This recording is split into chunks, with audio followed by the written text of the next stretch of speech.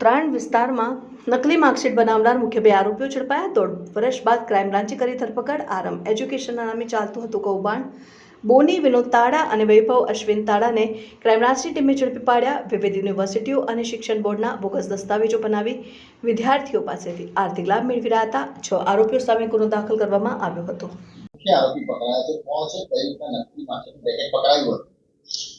ગત તારીખ 28/3/2024 રોજ ઉત્તરાયણ પોલીસ સ્ટેશનમાં એક અલગ અલગ યુનિવર્સિટીની નકલી માર્કશીટ બનાવવાનો ગુનો દાખલ કરવામાં આવેલ, જેની તપાસ મહેરબાન સીપી સાહેબના હુકમથી તારીખ 4/5/24 રોજ આ તપાસ ક્રાઇમ બ્રાન્ચને સુપરત કરવામાં આવેલી।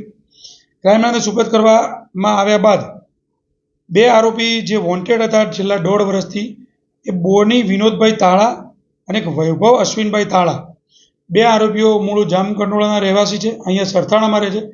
એ બંનેને અટક કરવામાં આવેલા છે અને નામદાર કોર્ટમાં રજૂ કરી સોમવાર સુધીના 15 સુધીના રિમાન્ડ મળેલ છે।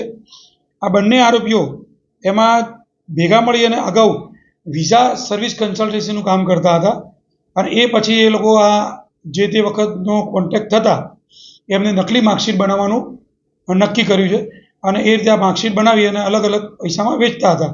જે મૂળ આરોપી છે એને પકડવાનું બાકી છે, એની તપાસ દિલ્હી, મુંબઈ તપાસ ચાલી રહી છે।